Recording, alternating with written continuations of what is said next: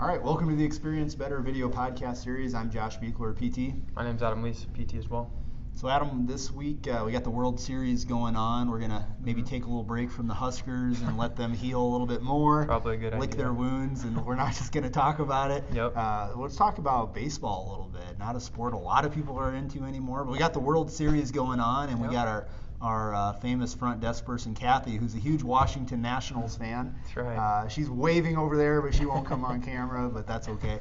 So Max Scherzer's a real good pitcher for the Nationals, and has had to delay his next start, which could impact the game that's coming up here. That really could have implications on the series, and he's out for neck spasms. So what's the deal with neck spasms? Yep. So pretty much what he did is he woke up, after sleeping. Who knows? They were on the road, so I don't know if I'm assuming it's a hotel, maybe not his own pillow, whatever.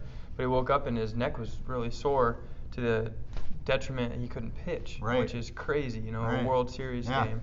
And so we think of neck spasm, like anytime you have a muscle spasm, it's not that the muscle's just sitting there twitching. Right. It's what we call increased tone. And so like when you touch it, it's sore, it's tender, it feels different than the other side or what the muscle should feel like. Sure.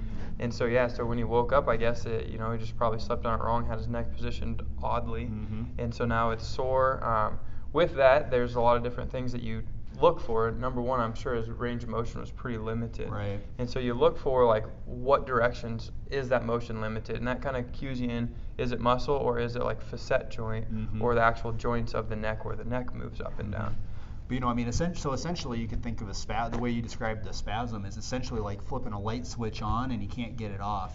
And, and you leave that switch on, that muscle's turned on, and it just the longer it's turned on, the more it hurts, the more it just gets sensitive. You get all these kinds of neurotransmitters and things that happen at a molecular level that just make it irritating and painful. And you got to have something to turn that light switch off. So what would we do here in the clinic to maybe help Max out? Sure. So some of the things that we would do is, if it is truly muscle related, then we would just work on soft tissue. So just do some soft tissue massage or soft tissue mobilization in order to try to get it to relax. So that would be with our hands, that'd be with a Graston tool. We could do dry needling as well, which is we've talked about in previous podcasts, where you stick a needle into the muscle, try to get it to relax, like you said, the molecular level, chemical mediators and all that good stuff.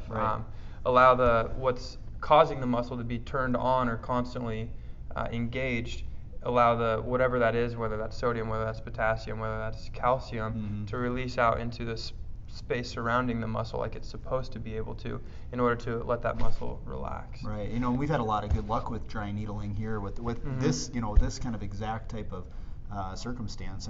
Because really how dry you alluded to how dry needling works, but it's like hitting Control-Alt-Delete when you open a program on your computer, it's not acting right, and you're like, I just need to restart this thing. So you hit Control-Alt-Delete, you go to the task manager, you close the program, you open it back up, and everything's fine.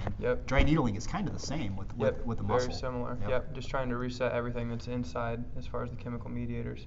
And another thing that you could try even is hooking them up to E-stim in a certain mode. And we're not talking about a TENS unit here, we're talking about like real E-stim that we'd have here in the clinic. And essentially fatigue that muscle, overstimulate it, which actually could potentially get it to turn off as well. We've had some luck with that as well, in addition to all the manual techniques that you talked about. You can do like isometric contractions, the same thing, try to get it to contract appropriately, then hopefully when you disengage that muscle, it is able to relax a little bit.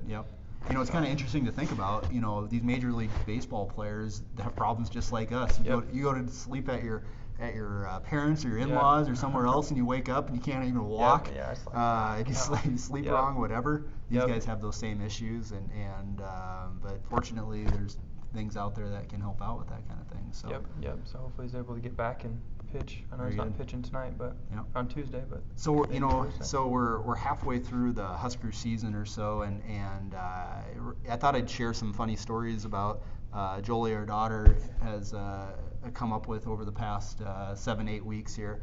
I think it was, she watches the games like in 4 or 5 minute spurts with me, and she doesn't really care about football, but she loves me, so she'll she'll humor me for a little bit and sit down and watch it with me. And I think the very first game we were sitting down watching it, and they were just showing the game, and showed the sideline a couple times, and I mean, and in all seriousness, she goes, "Is Scott Frost at the game?" And I'm like, "Yeah, he's there." I hope so. I certainly hope so. But then he showed up on the screen, and she was reassured that he was there. The other thing that has been driving her nuts, and she brings this up every time we watch a football game, and I'm becoming more and more convinced that she might be right, is she doesn't understand why touchdowns are worth 6 and field goals are worth 3. She's like, it's easy to run across that goal line. Like, that's easy. Kicking it through these uprights, like, I mean, they're way out there. Yeah. She's like, it's like they're throwing it with their foot. They have to get it in this, little narrow margin. That should be worth more. And it's just like, yeah. Maybe it should.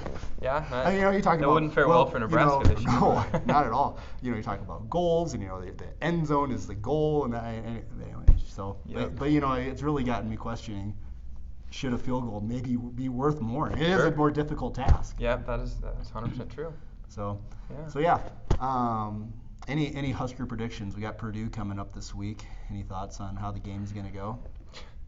I know, right? Absolutely. By this team, I don't know. Hopefully they can come out and get the ship righted. I mean, it's kind of do or die time now. We're 4-4. We got to win 2 more games out of the next 4 to become bowl eligible, which is a huge stepping stone. It sounds like maybe they've had some discussions internally that will point things in the right direction and hopefully and get things back on track. And I know Purdue, their starting quarterback's out. Their stud wide receiver Rondell Moore is questionable. He's missed the last few games with a hamstring issue. So I think we're gonna win by 6 points. And it's gonna be like a relatively high score, like a 31-25 or 30-24, something like that. Yeah, that's my prediction. So.